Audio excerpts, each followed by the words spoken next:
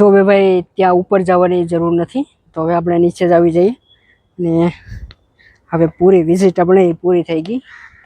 તો આપણે ગ્રાઉન્ડનો એક વિડીયો જોઈ લઈએ, ગ્રાઉન્ડનો લુક કેવો આવે છે. તમારે સૌથી પહેલાં સામે જવાનું, ત્યાંથી જઈને આ બધા રૂમ યુઝ કરીને ત્યાં જે વસ્તુ હોય ત્યાં આ બાજુ આવવાનું, ત્યાં સિક્યુરિટીવાળા ગાર્ડ ઉપર લઈ જઈને આ બધું ફેરવી નાખે. ત્યારબાદ તેની અંદર ત્યાંથી આપણે એક્ઝિટ થઈને પેલા ભાઈ ઊભા ત્યાં જઈને આપણે આવ્યા અને લાસ્ટમાં ત્યાંથી આપણે ઉપર ચડ્યા અને ત્યાંથી આપણે નીચે આવી ગયા.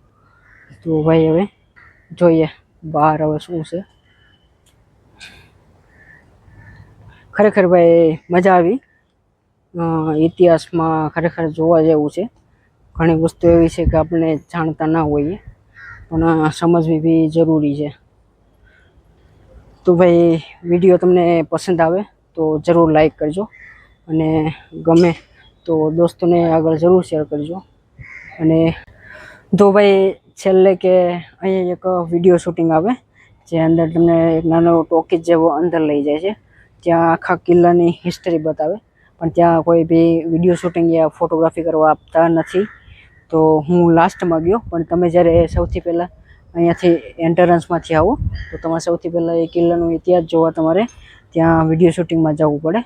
તો ત્યાંથી આવીને હવે મેં ઇતિહાસ તો વિડીયો જોઈ લીધો, તો હવે આપણો બ્લોગ અહીંયા હવે પૂરો થાય છે. અને એમાં બતાવવામાં આવ્યું છે કે કિલ્લાની એવી બનાવટ બનાવવામાં આવી છે, જેમ કે આ તમે જોઈ લો, આ એક સ્ટોરેજ છે, એની પાસે પાણી ભરવાનું સ્ટોરેજ છે, જેમાં વરસાદનું પાણી એ લોકો સ્ટોરેજ કરે છે. અને આપણે જે હમામ જોયું આગળ પેલા ખૂણામાં, ત્યાં હમામ એટલે બનાવવામાં આવ્યું હતું કે ગરમ હવા અને ઠંડા હવાને જે ક્લીન કરી શકે, મતલબ ગરમ હવા આવતી હોય તો એને ઠંડી કરીને બધી રૂમમાં પહોંચાડી શકે, એવી રીતે બનાવવામાં આવ્યો છે. તો એ હમામ ખરેખર બહુ સારી એક એનો આઈડિયા છે.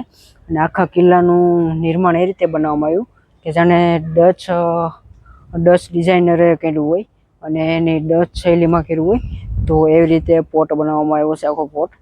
તો તમે જોઈ શકો છો.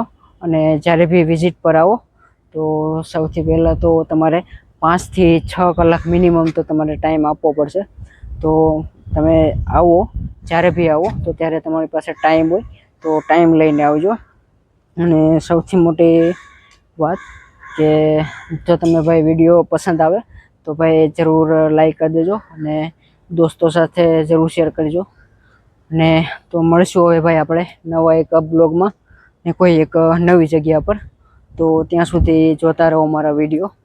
તમને આખા બ્લોગનું હું તમને એક પ્લેલિસ્ટ બનાવી દઈ, જે ઘણા બધા વિડીયો મેં ભેગા કર્યા છે. તો ભાઈ આવજો અને મળશું આપણે એક નવા વિડીયોમાં.